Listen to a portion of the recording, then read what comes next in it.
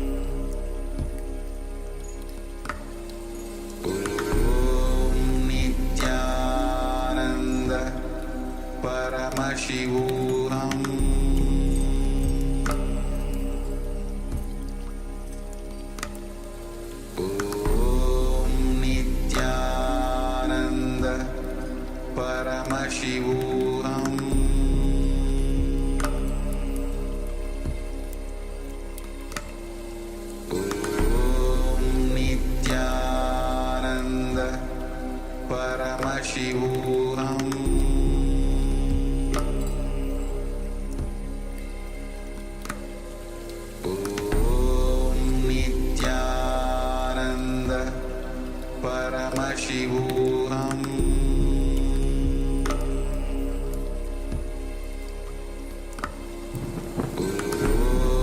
Nithyananda Paramashivoham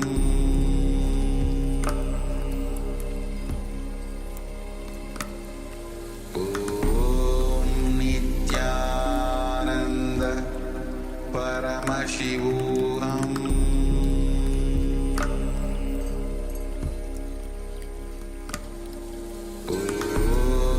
Nithyananda Paramashivoham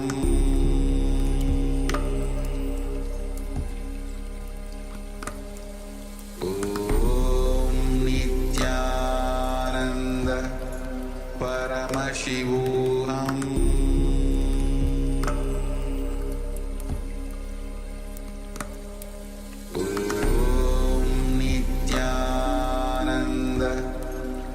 Paramashivoham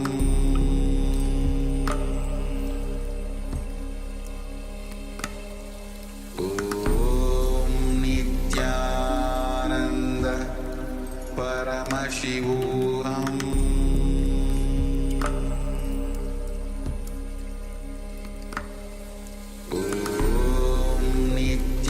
Nithyananda Paramashivoham Nithyananda Paramashivoham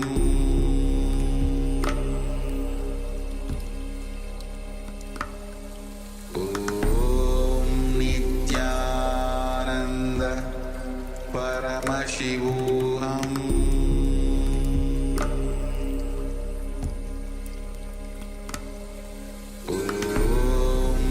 Nithyananda Paramashivoham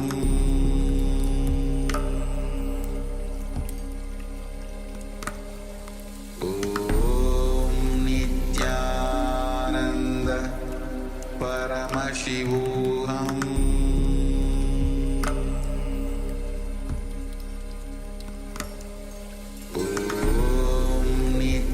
Nithyananda Paramashivoham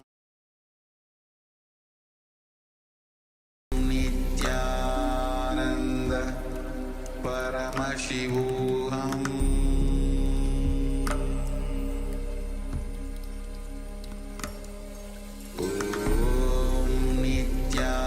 Nithyananda Paramashivoham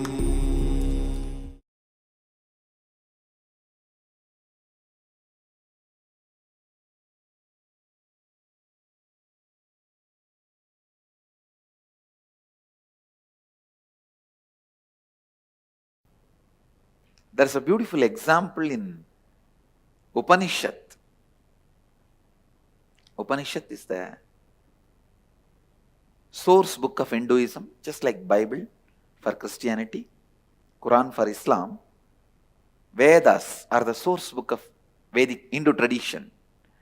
And Upanishads are the main chapters of the Vedas based on which our life is running. Upanishads are more like instructions and truths about life. So in one Upanishad there is a beautiful story. In a tree, huge tree, there was a small bird which used to jump from branch to branch. Sometime it will eat sweet fruit in the tree and jump. Some other branches will have a bitter fruit. When it eats the bitter fruit, understand it's a very beautiful simile or a example with an amazing truth.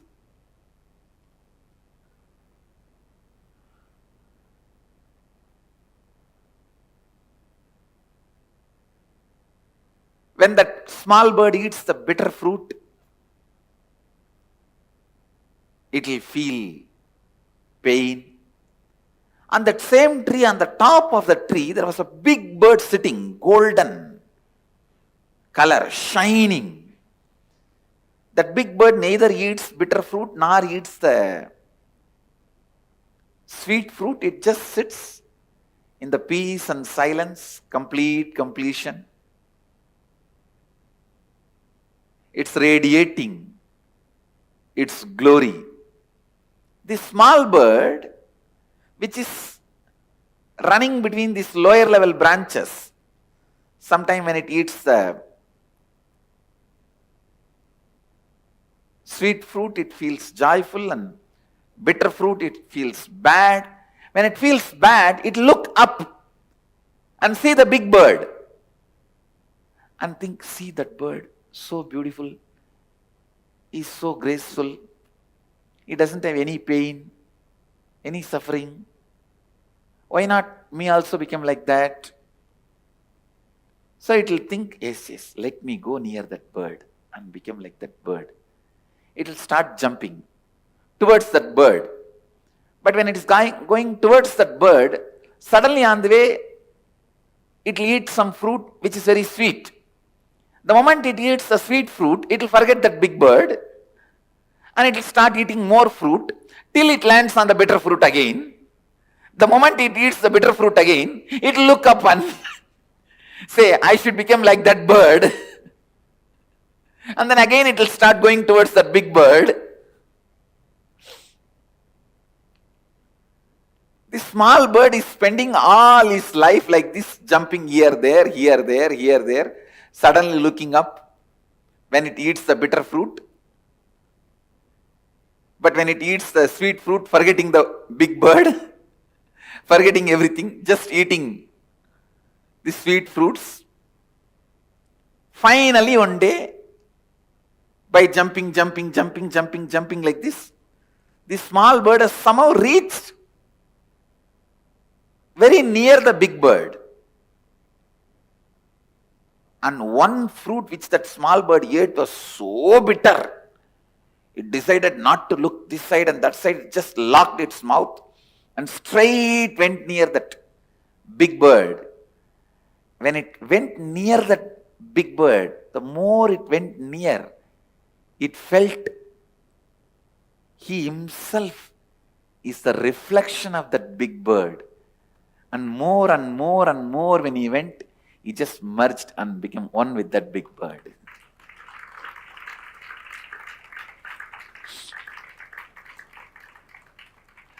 I don't even need to explain the concept behind the story, I think now. I've explained the example so clearly. The concept I don't even need to explain, all of you understood, I think. But I'll try to give a few more words for you to understand the concept. Big bird is the cosmic enlightened being. Paramatma, small bird is you, the individual soul. The bitter fruit is the incompletions and pains and sufferings. Sweet fruit is the once in a while small joys, completions you experience. When you experience little sweet things in the life, kind of a fulfillment, you forget about Paramatma. But when you get into the bitter fruit, you immediately remember and look up. And here, there, jumping. Somehow, when you really eat a bitterest fruit, and you decide after that you will never open the mouth again, means you will never allow any more incompletions, and straight look up and move near him, you will understand first you will understand you are his extension. Next you will understand you are just his shadow. Third you will understand you are just his presence. Fourth you will understand you are he. Exactly. This is the exact relationship I had with him. I can say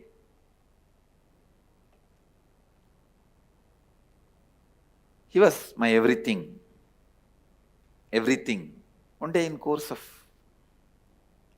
conversation, I was telling him the story, some incident about one of the great saintly, enlightened disciple of Ramana Maharshi. That disciple used to write the teachings of Ramana Maharshi, and every day he will bring it and show it again to Ramana Maharshi. And if there is some mistake, spelling mistake or grammar mistake, Bhagavan will edit in his own hand, with his own handwriting.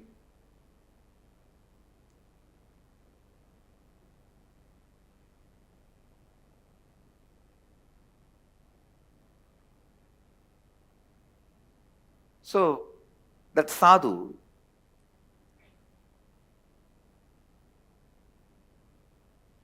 by the time actually I know his name, I asked his name, he said, Arunagiri Yogeshwara. I know his name by then.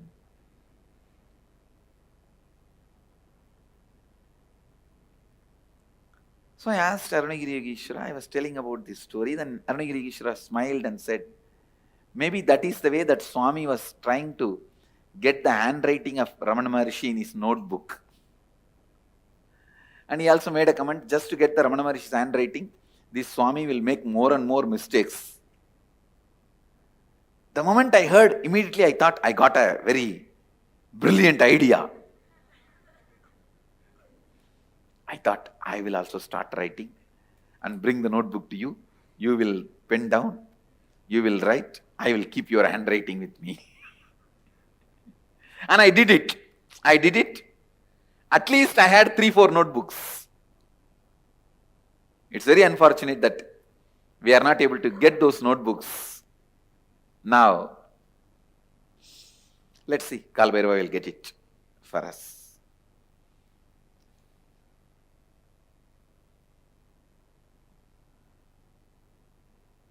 2-3 notebooks and 1 or 2 diaries where I will try to pen down in the night whatever I could remember we spoke, and then purposely make mistakes in writing and bring it to him next day. He will also read and smile, and purposely he knows I have done mistake purposely and he will write few lines, few words on it, and he will do editing, means like a crossing or adding. And I very clearly remember, he has signed even once, Arunagiri Yogeshwara.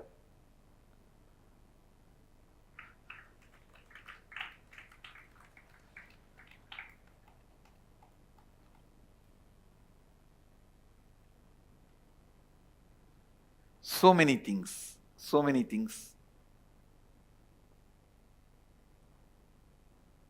We used to speak.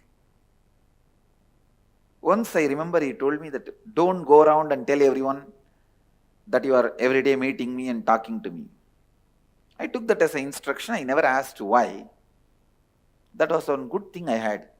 If I accept somebody as my guru, that's all. I will simply surrender. No question of why, what and all that. Before accepting, I will ask all the questions. The moment I accept, after that, no questions asked. That was my lifestyle.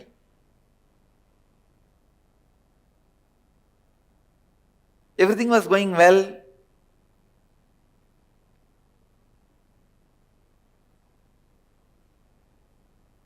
I remember him talking to me about various subjects. Patanjali Yoga Sutra, Vijnana Bhairava Tantra, Upanishads. I even remember taking 4 Upanishad book to him, which was given to me by Isaki Swamigal. Tamil translation of the 4 Upanishads. And where he opened and read out some lines and explained some lines to me.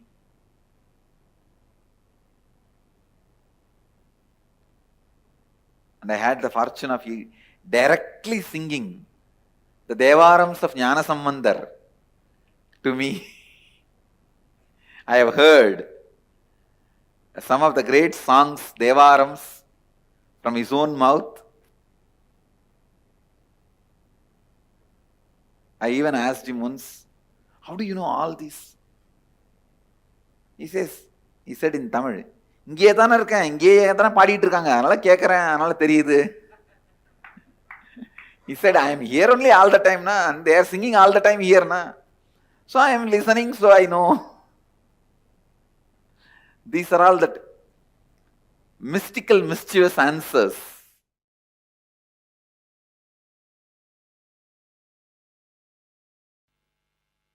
Both my gurus, Yogananda Puri and Vibhudananda Puri, what a extraordinary intelligence they were having. From the beginning they were so clear.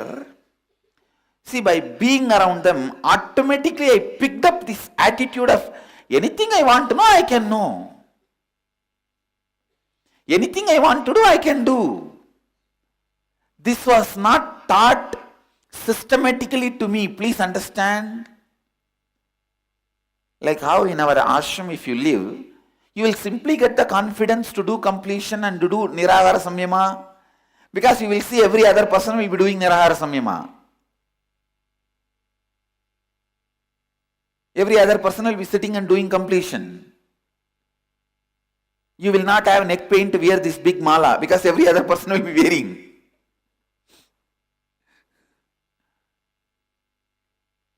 Just things are in the air. You see, there are some things which are not taught. You pick it up from the air.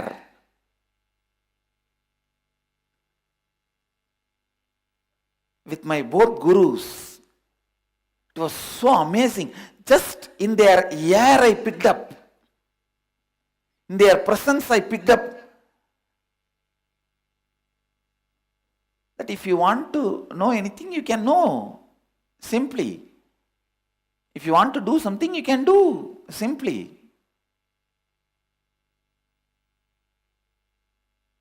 I never know whether it is a swimming or climbing the hill or anything, human beings need to be taught. I always thought, you want, just jump and do it. Not just the swimming and trekking, everything.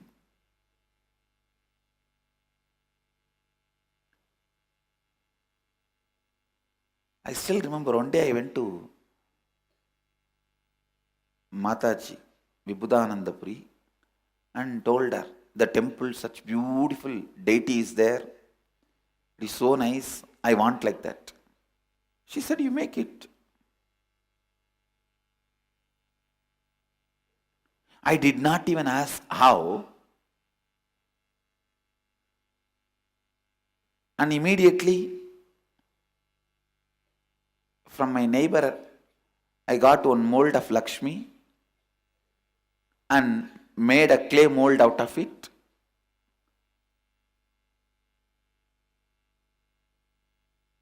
And did not get any other metal other than few aluminium plates from my mother. I asked her, give me some waste metal. She did not know what for I am asking. She had some 4 or 5 aluminium plates. She said, this is useless, take it. She thought I am going to give it to some sadhus for begging. So she said, take this. I immediately brought that and melted and poured the mold and made the deity. Still we have the deity. That was done by me personally in my own hand. And then after the mold, I cleared it and I myself carved it. I was hardly 12-year-old boy. Did not even have a second thought.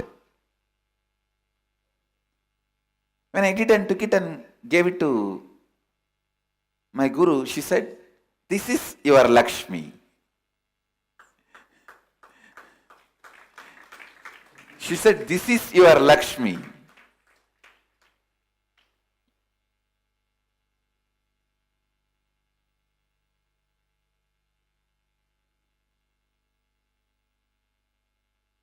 This ability to look into anything, and the space of completion to look into anything, and no incompletions about anything, simply possibility.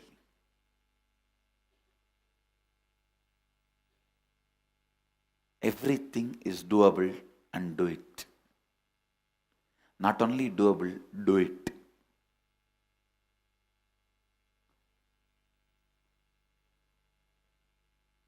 Blind spots are not inabilities, they are choices. Thinking blind spot is inability is karma. Understanding it is a choice is freedom from karma.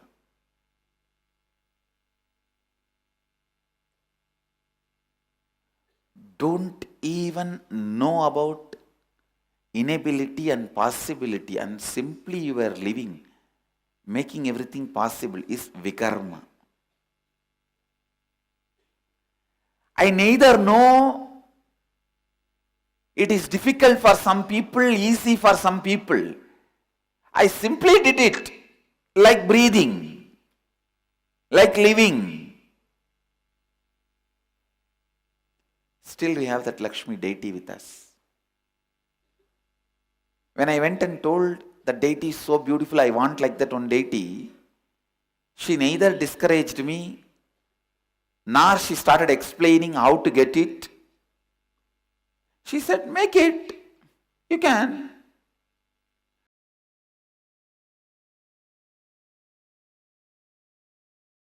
I tell you, whenever you declare your integrity to a guru, all his realizations and experience, expertise, satya, satya, shaktis become yours. I'll tell you a very simple incident.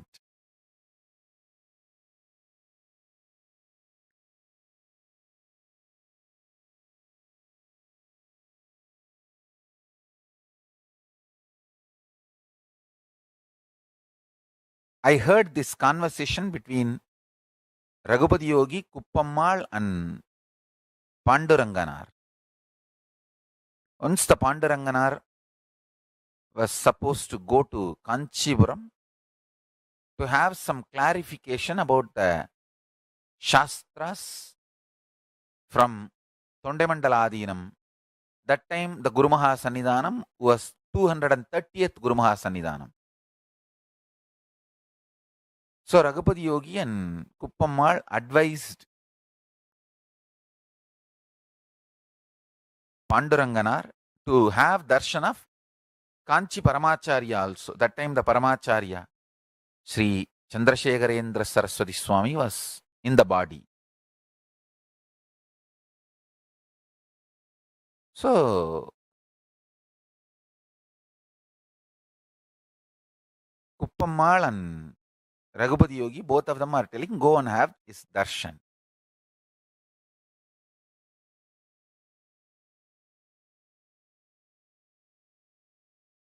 Muruganar said, I don't know whether I'll have time because I have to meet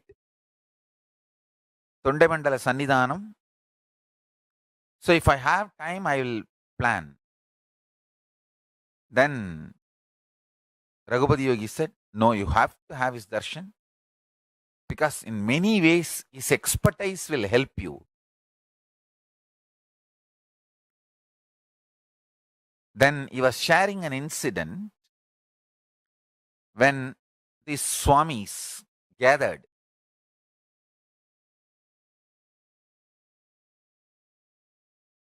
To declare me as an incarnation when I was 3, they all had a kind of a gathering and formal way of confirming that I'm an incarnation.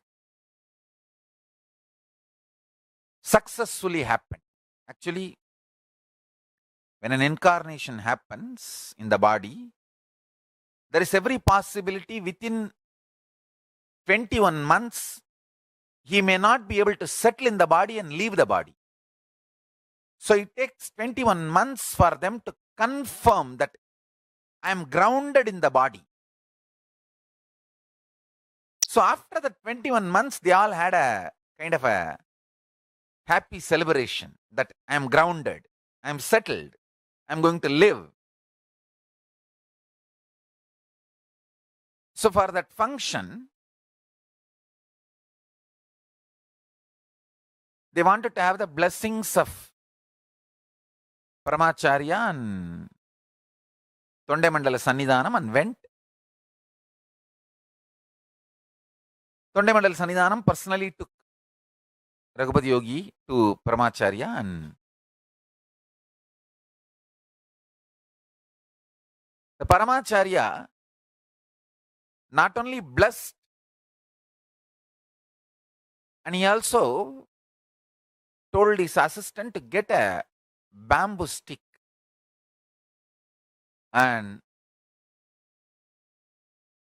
told that assistant to put that bamboo stick in front, and he touched 3 times, told the Tondemandala Sannidhanam, and take this and give it to that boy, make him do the Chaturmasya.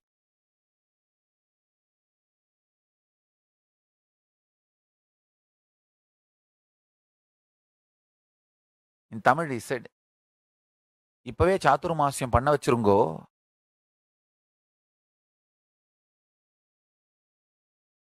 பிறகு சாதுர்மாசியம் வச்சுதான் வயசை எண்ணுவா.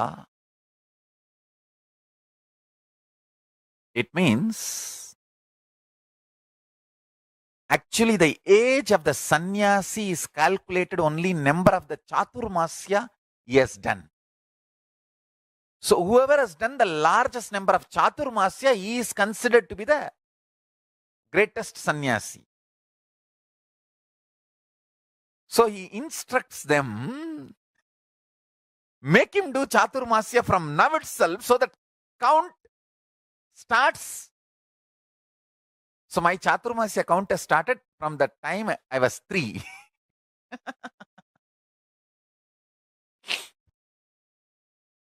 Actually, after 21 months, after 2 years only, they did the ceremony. So only from the 3rd year, the Chaturmasya started. That is the stick with which you see my first photograph. My first photograph with a danda, that was given, blessed by Paramacharya and brought by Tondemandala Sannidhanam and given to Raghupati Yogi, and Raghupati Yogi brought, and they all did all the ceremony, whatever needed, and they did, and rest is history. Raghupati Yogi remembered this and told Muruganar, that time he made a statement. பெரியவாளை பார்க்கும் பொழுது அவங்க சேர்த்து வச்ச ஞான சொத்தெல்லாம் யதார்த்தமா நமக்கு கொடுத்துருவா. Means when you meet great people in a natural way, all the great expertise and knowledge and experience they have will be given to us. I tell you, this is the Sankhya, the multi-dimensional logic of why you need to declare your conscious integrity to Guru. Because when you declare your integrity to Guru, your inner space is consciously aligned to Guru's inner space. Guru's inner space means KAILASA, Mahakasha, KAILASA.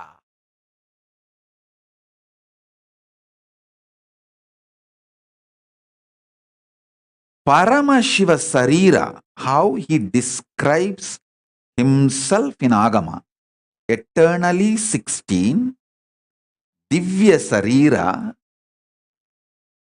can shape out of free will, can live as long as he wants to use that body, Ichamrityu. As long as he wants, he can use the body, and then he can drop when he wants to drop, the Divya Sarira will become reality for you if you just add consciousness to your hunger. That's all I am telling you. See, I had a guru. His name was Narayana Swami Tata. He's an adept in the science of Aushadha, medicines. He will collect herbs from the ground which was never walked by human beings. மனித கால்படாத இடத்திலிருந்து வேர்களும் செடிகளும் மூலிகைகளும் கொண்டு வருவார். Let me repeat. The place where human beings never walked, from that kind of places he will bring herbs, roots. How you know? He had a trained dog and a goat. The dog will take the goat and go. Goat will identify the herb. Dog will just pick it up and bring it. I have seen this happening. I am not telling you stories. He lived just few years, maybe 30 years before. And still his son, grandsons are, his family is still living in Tiruvannamalai. You can go and talk to them. You will find what I said is true. His name is Narayana Swami Tata. Still the home he lived is there. And all the things he used is there. Maybe the dog may not be alive because you can see his photograph. But surely the family knows whatever I am saying and you can talk to them. I had this kind of masters who are adepts. He told me once, when he was making the Aushadha, for a so-called incurable disease, kind of a very dangerous cancer, for that he was making Aushadha.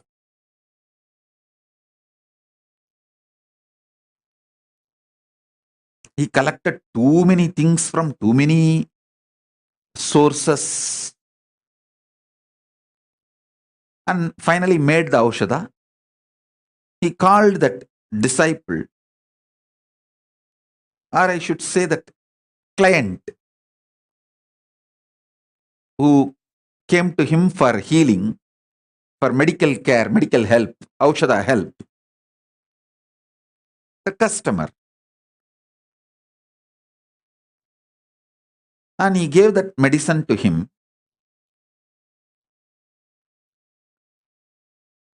Asked him, eat this medicine every day, once a day, for next 42 days.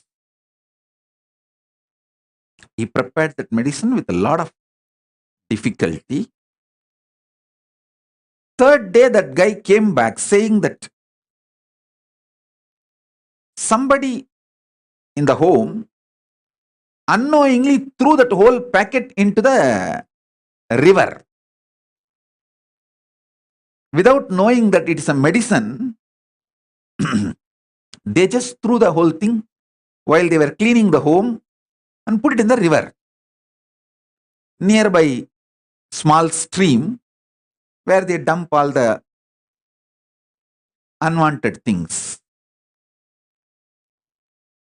Surely it is very difficult to do the medicine again. I was wondering how he is going to solve, how he is going to help this person to get out of the cancer now, because making the medicine again, collecting the whole items, almost impossible. All he did, he called that person, made him sit next to him and told, this simple process, whenever you are feeling hungry, Do japa of this mantra. I tell you, I know it is very difficult for you to believe. Maybe the power of his initiation, his words, energy. He said, whatever I made as aushadha, your body is capable of producing it when you add consciousness to your hunger. I tell you,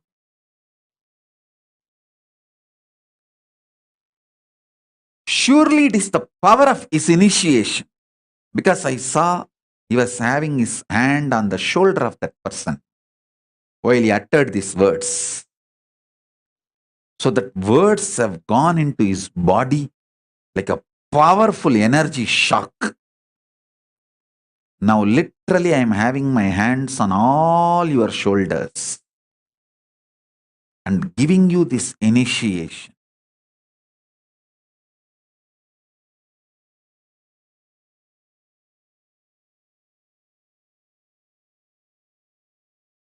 All right. Today I wanted to share a few truths about practicing the presence of God. It's a very beautiful story. You all would have read this story in school. There was a guru and he had 10 disciples. There was one chief disciple, very brilliant and highly spiritual. So naturally Guru was giving attention to that disciple more. So the jealous started among other disciples. So all the other disciples wanted to defame, abuse, disrespect this chief disciple who was getting too much of master's attention. Somehow they wanted to move him out of master's attention. Master also observed. He observes everything, even though you think he sits with closed eyes.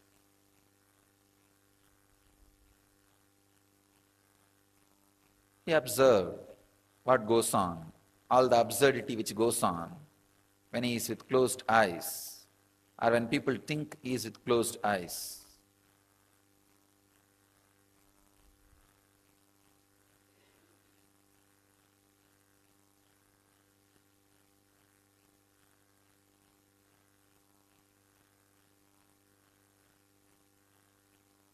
One day he wanted to tell all the disciples why he is giving more importance to the chief disciple, the sincere disciple. So he called everybody, kept a small test, giving each one of them one banana and telling them, go and eat in a place where nobody sees you, where you are not observed by anybody. All the fellows ran here and there. One ran behind the kitchen, one ran behind the sarovar, one ran outside the gate, one was hiding in the temple godown. They all ate and came back, except this chief disciple. He came back with the banana without eating it. All the disciples asked, why? He did not find any place. He just kept quiet. Master asked, he did not find any place where nobody was observing you. The disciple says very beautifully, it's a very small story. All of you would have known. Master, I am not able to find any place where God is not observing me, where God is not seeing me. I feel everywhere His presence. This story was known to all of you as a knowledge. Unfortunately, it did not become wisdom. This story has multiple layers of meaning and understanding. .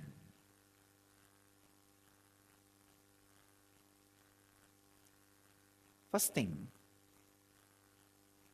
there is no shortcut for spirituality. There is no shortcut for enlightenment. There is no technique for enlightenment. Technique means shortcut. There is no shortcut. You have to iron out your 24 hours with a clear understanding of practicing the presence of God in your body, mind, actions, in everything. The clear, intense awareness has to be imbibed.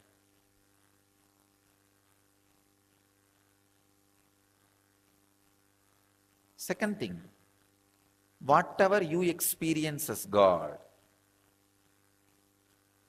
when you experience me, some will have 30% fear and 30% love, 30% confused emotions.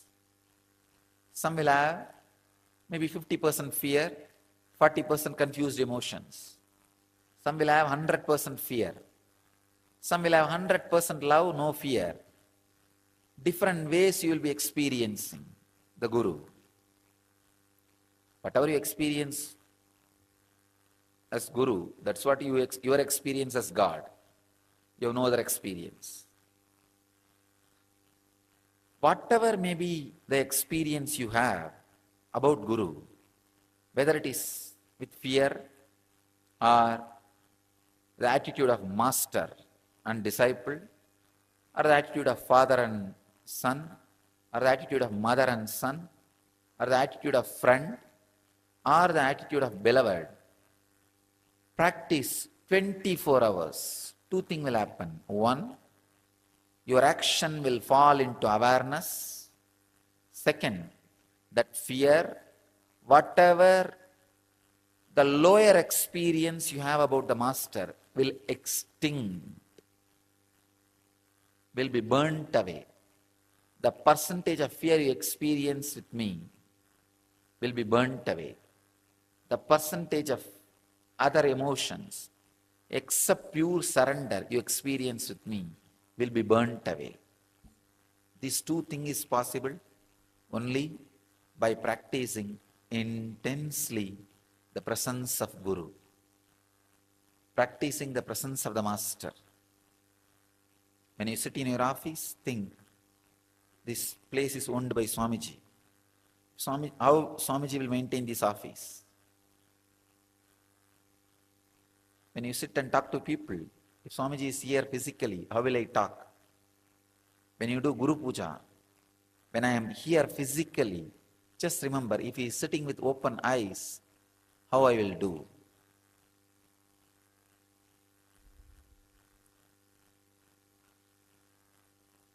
Practicing the presence is the only way. Is the only way. Only way. Your arrogant, egoistic logic can go on justifying, no, there is some other technique. Or you can go on postponing with it. That is what I call hypocritic loopholes. The air hole, air bubble in the copper wire will not allow the copper wire to be a conductor. Electricity will never flow. Same way, the hypocrisy between the relationship, when you practice my presence, the hypocrisy you handle, you have it, it's like air bubble, will not allow the Guru-disciple relationship to happen, will never, the presence will permeate, penetrate you. Practicing the presence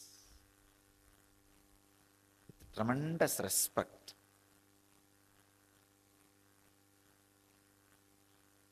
is the only way. That is the only way. My blessings to all of you to practice the presence of the Guru and God, experience and radiate enlightenment, achieve, live and radiate the eternal bliss, Nithyananda. Thank you.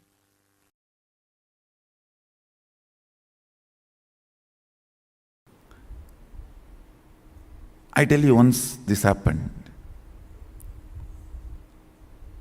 Arunagiri Ishvara was supposed to give me an initiation. He told me that it's a ritualistic initiation, so prepare formally. Means I'll have to get one fruit and one betel leaf and one... Fruit means banana, one betel leaf, betel nut. And in those days the dakshina will be that 4 annas. 4 anna is, I think, 25 paise. You have to keep some coin for that 4 anna. And you will have to get one towel, means a piece of cloth. These are supposed to be offered as a dakshina. So he told me, prepare everything and come with all that. He was supposed to give a very ritualistic initiation. One beautiful thing, that one thing with Arunagiri Ishvara I have seen, even though he transmits all the experiences, everything, left and right, he will never miss performing something which need to be done ritually to educate me, to teach me a lesson. So I will do the same for all of you. He will never avoid ritual. You see, he will make me experience the whole satya of sannyasa. That does not mean he will not perform the ritual. He will end, after that he will perform the ritual also and give formally. The consolidation. By the time I ran to him with all the things, almost sunset has happened, and listen now is the real thing. Whenever I go to Arunagiri Ishvara, first thing, a wide, broad smile, and he will stretch his leg for me to touch his feet. That's the way he will welcome me, receive me. Vada? He will stretch his leg with a wide smile. That is the way he will always receive. And I will run and touch his feet. That day, he did not stretch his feet. Smile was not, I will not say there was no smile, but I know it was a limited expression.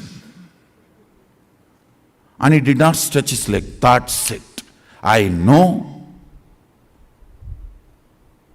Underline, slight, but very strong message for me. Fortunately, I had such deep Guru Bhakti Sadashiva gave. Even the light warnings from Guru made me wake up from my blind spots and catch his feet, change my cognition. I should say, that's the biggest right thing, which is much more important than the initiation from Guru, which lifted me and made me experience oneness with him.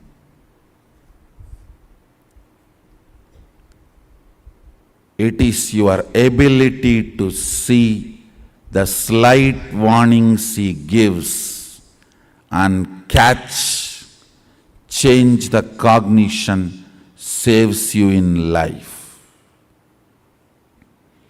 Because many times he doesn't want to interfere with your freedom, with your will, with what you want to do in your life. It is the slight messages. It's a light underlines. Listen carefully. This underlines, light warnings. Very subtle messages. If you can catch that and change your depth, you are saved. He did not stretch his leg.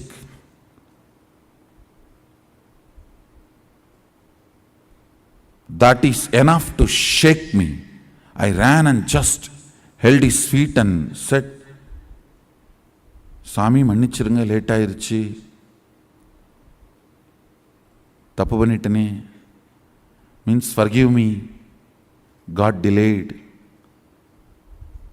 I made a mistake. He said in Tamil very beautifully,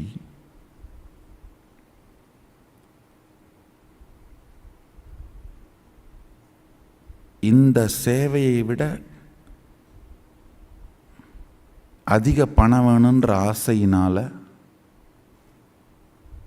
தேவையில்லாமல் சரியான நேரத்தை இழக்கிற பரப்பா. He told me I am greedy for money. பணத்தாசையடா. It just shook me. Yes.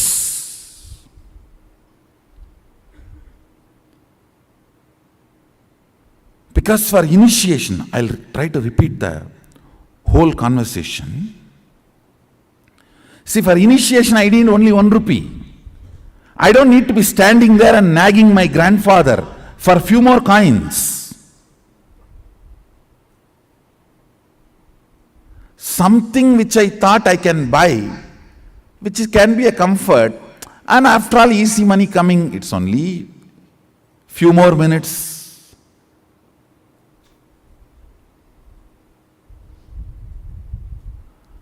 That casualness,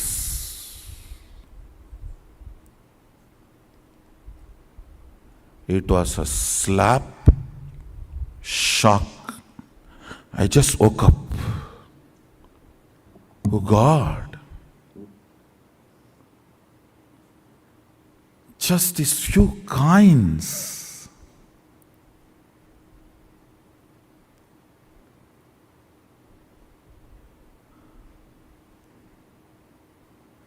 And I am a guy who never touches money. Only like this initiation or any of this Arunagiri Ishwara's work, I touch money. This coin.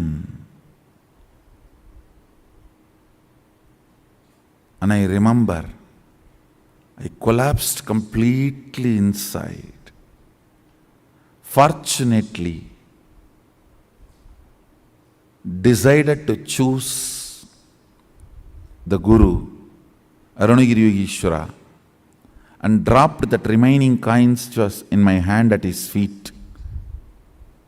Over.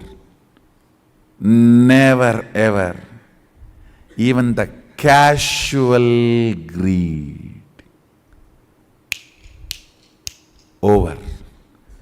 Not even because it is coming effortlessly, why not? No!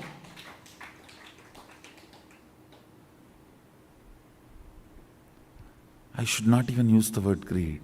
Even that casualness, if it is there, we can buy something. Even that cannot keep me away from my Guru.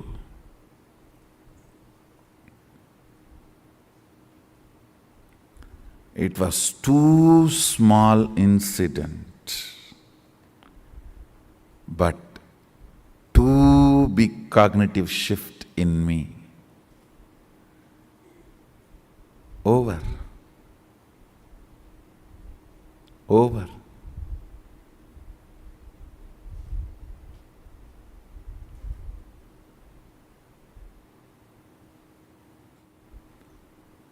There are some messages which you cannot directly tell. If you directly tell, it will look like, oh, am I wrong? Is it wrong? You will get into defense. Then you cannot be taught. The cognitive shift will not happen. I can only underline. Even a casual desire for little money should not keep you away from Guru. I can only underline. I cannot directly give you. If I give this statement directly to you, you may get into defense. then transformation becomes painful, difficult.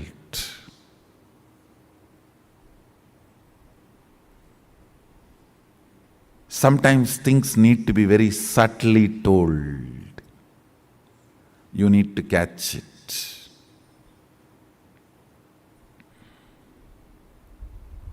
You need to catch it. Only if you catch the subtle messages given by Guru, your cognition will be consolidated. Your cognition will be consolidated.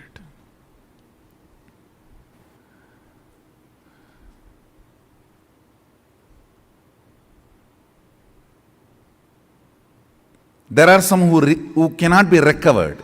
They are doomed. When I say the name, you are doomed. You can't be recovered. You are going to be drowning. So as an evidence, I am leaving this name. You are not going to save yourself. Only when you are not going to save yourself, I tell your name. If you are going to save yourself, I don't tell your name. I only send the message and see whether you are going to catch it or going to be playing, missing it. If I tell your name, be very clear. Don't take this as good sign. If I tell your name, don't think, oh, Swamiji told my name directly and advice. Praising is different. Sometimes I tell your name and praise, that is different. During the advice, if I tell your name, be very clear. I am leaving the evidence for the future to tell, even after Swamiji told he did not listen.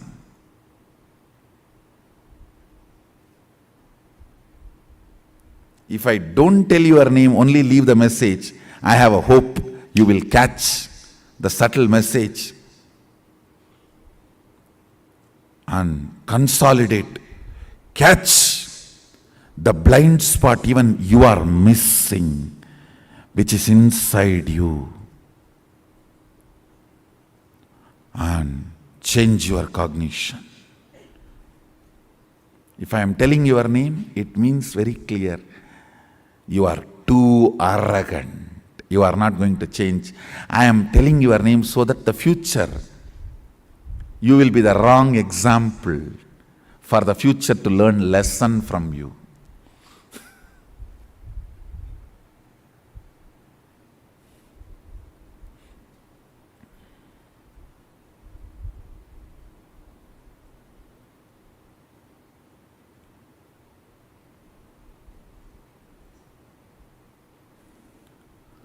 Cognitions matter. Cognitions matter. Cognitions matter.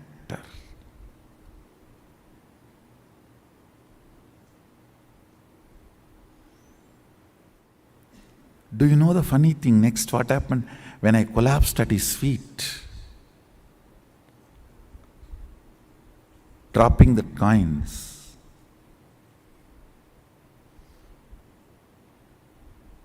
I know at his feet, my whole cognition changed.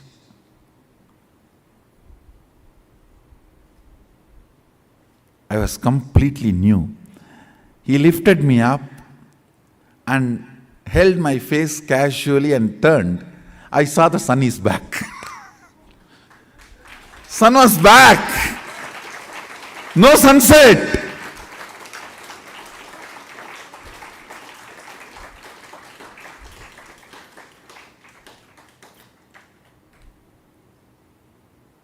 He smiled and said, getting sun back is much easy for me than teaching you with the subtle message.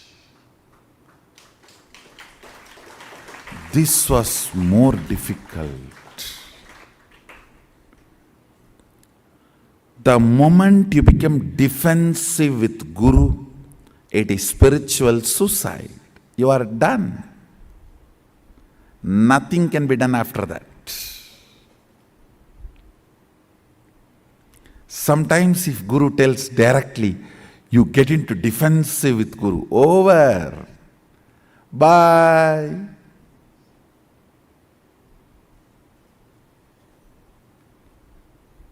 See you later when you are ready.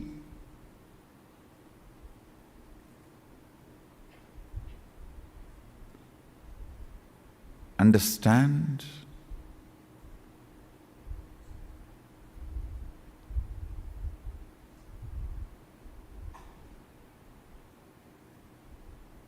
He said, making the sun set or getting it back is in my will. But you deciding to cognize my side or other side is your will. So I need to play here more subtly than there. Shaknodi ihaiva yahasodum praksharira vimukshanat kama krododbhavam vegam sayuktasya sukhi naraha. Shaknodi ihaiva yahasodum praksharira vimukshanat kama krododbhavam vegam sayuktasya sukhi naraha. Translation: the one who is able to endure the agitations caused by the objects of desire and anger till the time of giving up the body in this world itself becomes a man who is established and a joyful person. Bhagavan is giving one more conclusion about Jivan Mukti and for a Jivan Mukta. One who is able to endure the agitations caused by the objects of desire and anger till the time of giving up the body in this world itself becomes a man who is established and a joyful person.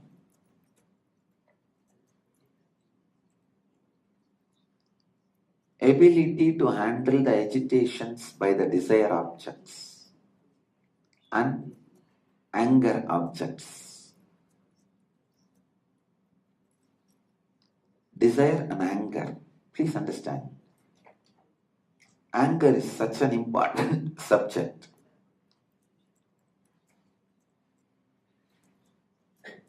It's neither good nor bad.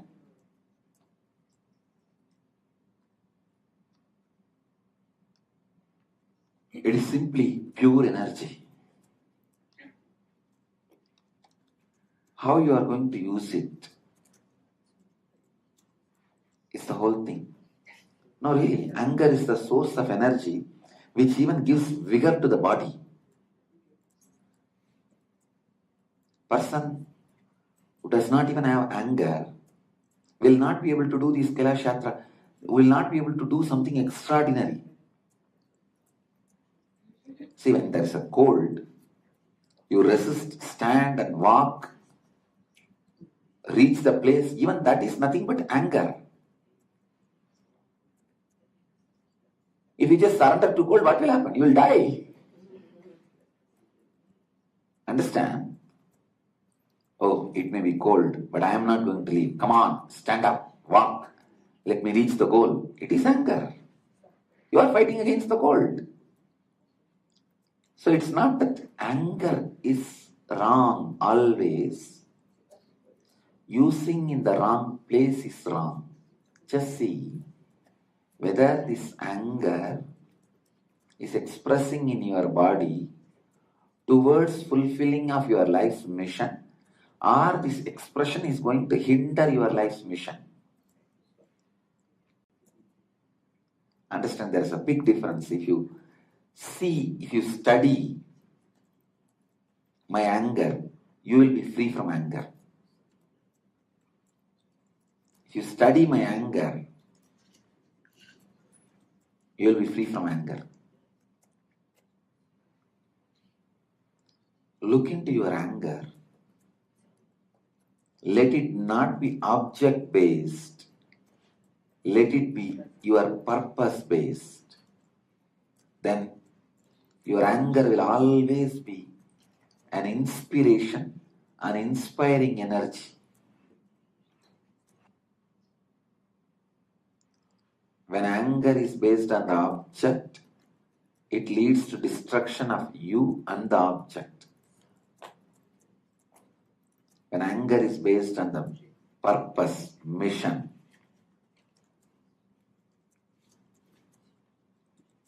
it leads you and the mission fulfilled. Meditate. Meditate on this one important truth. Maybe take this as homework. Study next 3 days. How you get angry, when you get angry. Is it because of the object, or is it due to the responsibility you took about your life's mission?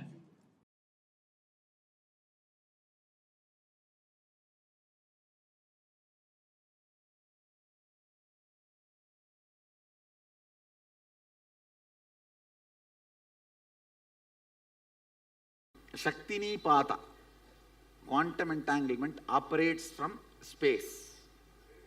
Only from space. And that? Because the space is entangled, everything else gets entangled.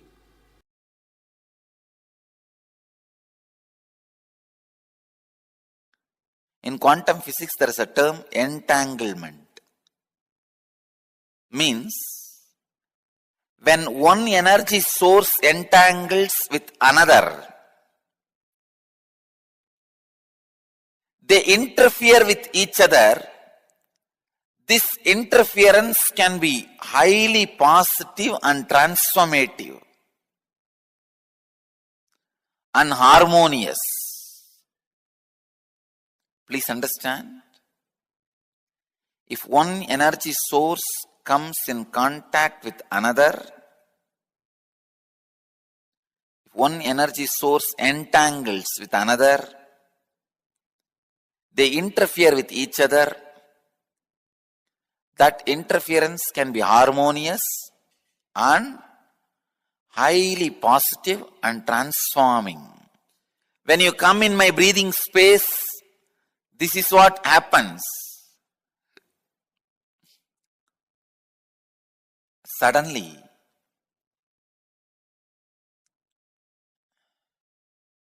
your mind gets entangled with my no mind. I wanted to tell you, entanglement is only in the thought level.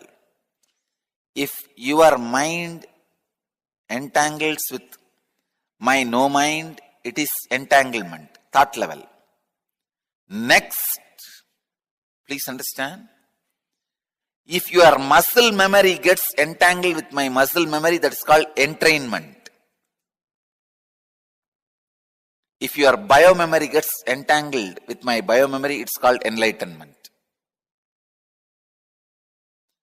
Entanglement can move to entrainment, then entrainment can become enlightenment.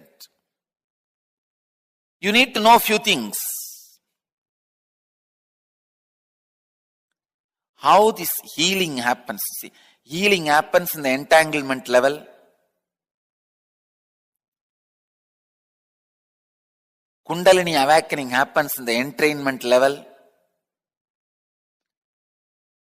Levitation happens in deeper than entrainment. I can say momentary enlightenment.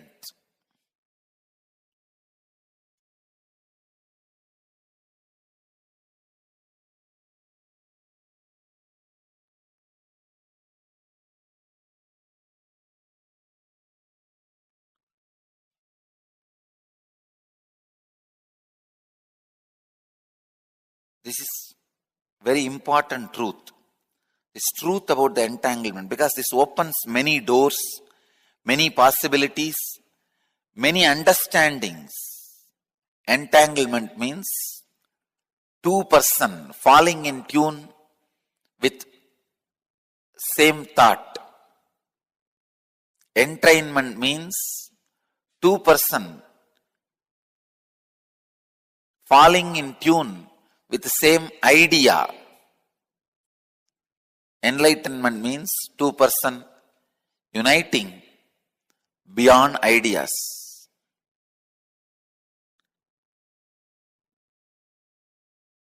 When you unclutch, you are entangled with me. Understand? This is the physiology of feeling connection. When you have a feeling connection, your very physiology is different. And feeling connection has its own physiology. When you have feeling connection, your physiology is different. Feeling connection itself has its own physiology.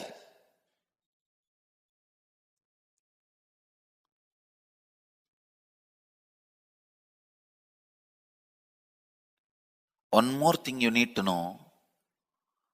All the doctors, even allopathy doctors, need to raise their energy level high. Otherwise, when you treat the patient, when the patient feels respectful, feeling connection with you, you are going to entangle yourself with the patient. If you don't raise your energy to the higher level, you are going to get the patient's disease to you. Understand, entanglement can be negative also. If you are not energetic enough to protect yourself, if you do not have a direct protection of an enlightened being or higher frequency, if you don't have higher entanglement, only lower entanglements in your life, you are bound to fall sick. In the grown-up countries, they are suffering because they are not able to dispose the garbage. One city collects from the whole city and dumps it to another one village. That village collects and dumps it to another one village. They collect it and dump it in another one city. Same way only the so-called grown-up societies are suffering, unable to dump the inner garbage. The housewife collects everything and dumps on the husband. Husband collects everything and dumps on the psychiatric doctor. Psychiatric doctor collects and dumps everything on another one, his psychiatric doctor. His psychiatric doctor do not know where to go and dump. The dumping garbage has become a big problem for the humanity in grown-up countries. Not only external, internal also. In India, fortunately, we know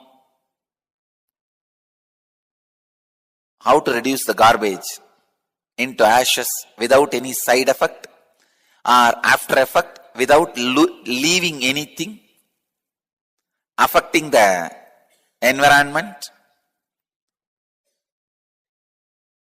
Method of dumping the inner garbage without creating any societal, environmental pollution, side effect and after effect is deity worship. Each deity energized, which went through the prana pratishta process, is in entanglement with higher consciousness. How? When somebody's kundalini is awakened, when somebody is initiated as a healer, is in entanglement with me, same way the deity is also in entanglement with me. Once the prana pratishta is done, that deity is continuously in entanglement with that super consciousness. Ramanatha Swami is in entanglement with Sri Ramachandra and the consciousness Sri Ramachandra experienced, which is Shiva himself. Because Ramanatha Swami installed, Rama installed that Ramanatha Swami in Rameshwaram.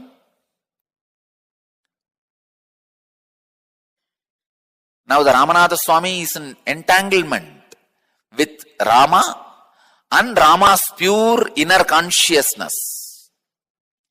Same way there is a deity called Krishneshwar in Dwarka. installed and worshipped by Krishna, that deity is in entanglement with Krishna and the Krishna's inner space, which is Shiva himself. So each deity is in entanglement with the consciousness which has installed it. That is why I am telling you, deity worship is one of the greatest garbage removing system, inner garbage removing system created by our ancient rishis. The whole Western countries, so-called developed countries, are suffering with unable to do the garbage removal. They are spending billions of dollars in the inner garbage removal, creating huge psychiatrists, psychoanalysts, and psychiatrists and psychoanalysts for psychiatrists and psychoanalysts. This therapy, that therapy. In the Vedic tradition, we know how to burn the garbage and make it as a manure. All our temples, we burn your garbage, internal garbage, and transform you, make the whole garbage into manure and give it back to you. Understand? The science of entanglement, entrainment, and enlightenment proves the spiritual healing. See, in the entanglement level, physical healing happens. In the entrainment level, mental transformation happens. In the enlightenment level, conscious explosion happens. If you are in the entanglement level, just physical healing happens. If you are in the entrainment level, means muscle memory, doing what I am saying, the transformation happens. If you are in the enlightenment level, just melting, the very mystical doors of life opens and the enlightenment, conscious explosion happens.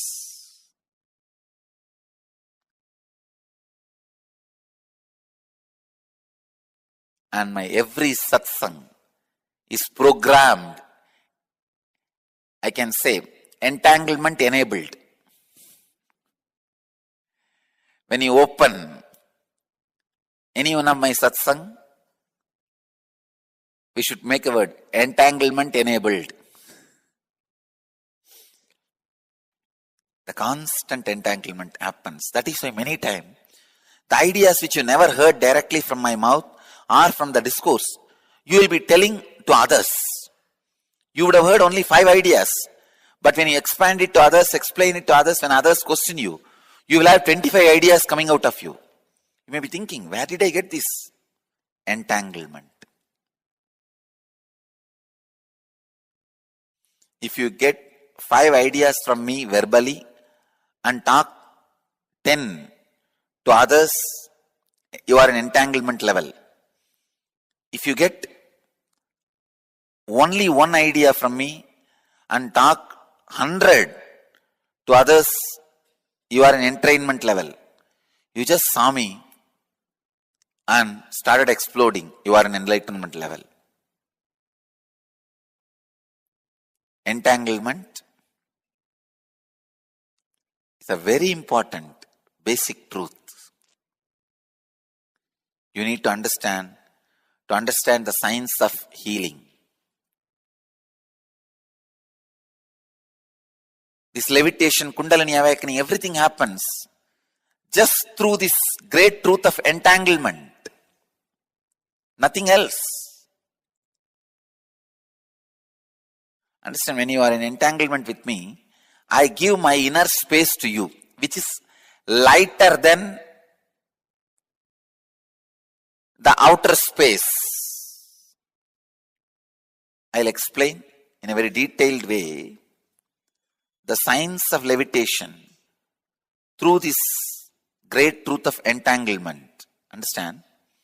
Kadakasha means the inner space you have inside your body. Chidakasha, the space in which your body is sitting. Parakasha, the cosmic sky, cosmic space. If your inner space is more heavy, dirty with more matter, mass means thoughts.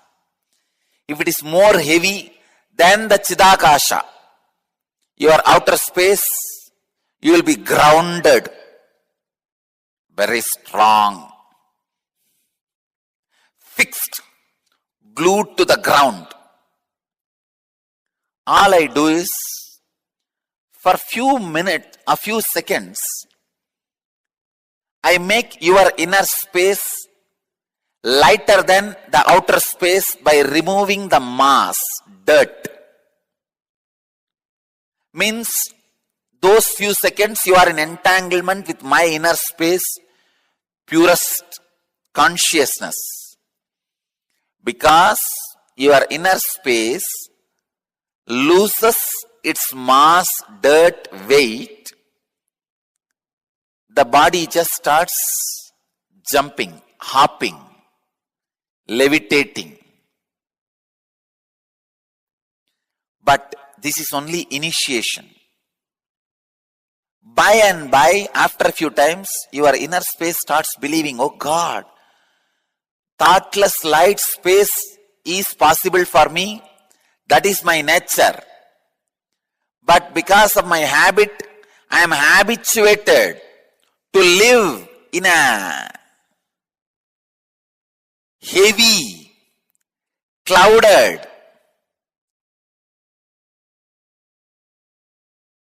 space, heavy, loaded space. I can be in thoughtless space.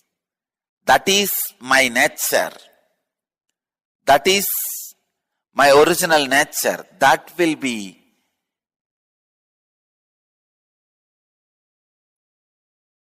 become experience in you.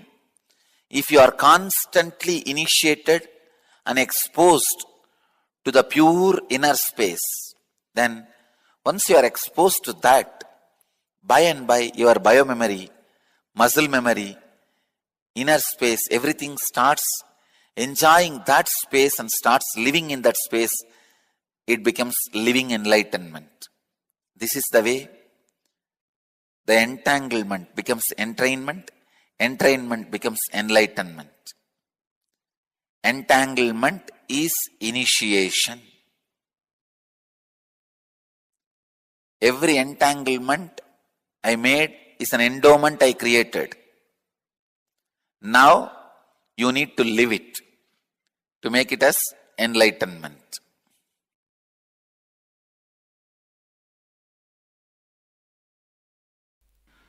What is being told to you? What for I stand? What is the concept I share? And what I inspire in you only will get strengthened and become experience when I am entangling with you. The Shaktini Pata with me means the concepts for which I am standing will be reality for you. Understand? Intellectually, the concept I stand for, the introduction I stand for is important because what you hear from me intellectually and digest, that will only be grown in you as experience through Shaktini Pata with me. So, anyhow, understand, even before the experience, what is being taught to you intellectually matters, because every time during the entanglement, the intellectually what you have been taught will be strengthened in your consciousness. So understand, these intellectual understandings matter. Be very clear. What you take as your official stand is going to become your reality by my entanglement. My Shaktini Pada will make that into reality. The slide you decide to hold will be projected as a reality in the projector of your life.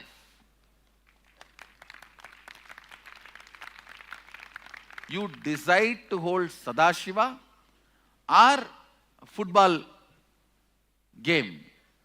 Whatever you hold is going to become reality. Understand? What you believe matters. What you take as your official strategy stand matters. Please understand. If you take an official stand, I officially take a stand, multiple life exists and we are born again and again till we are liberated. Whether it became your experience or not, how to make that into your experience is my job. But you taking officially that stand is important for me to liberate you.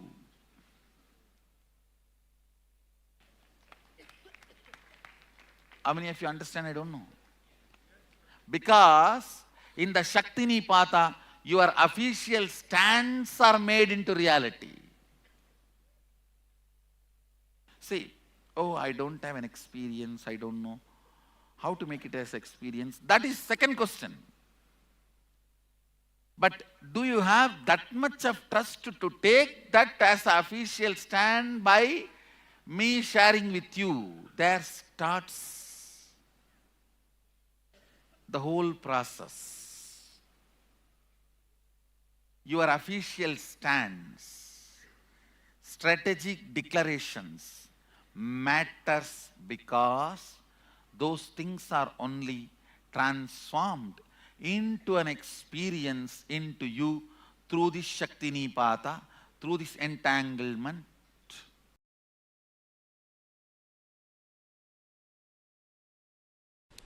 It is the 143rd Sutra of Patanjali Yoga Sutras and chapter 3rd, 37th Sutra. Tata Pratipa Shravana Vedana Adarsha Aswada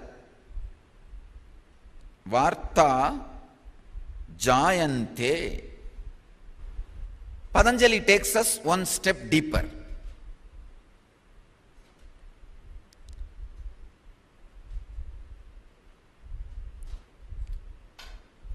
He is giving us the technique to achieve the extraordinary powers like able to see anything, able to hear anything, able to taste anything, able to touch anything, able to smell anything at any time, existed at any space and time. A person who has merged into Samadhi, Cosmos chooses his body and plays the drama, then he is an incarnation. But if he himself retains the will, the last trace of will, he can play with all these powers, but will not fall into Samadhi. Sacred secret in the sutra is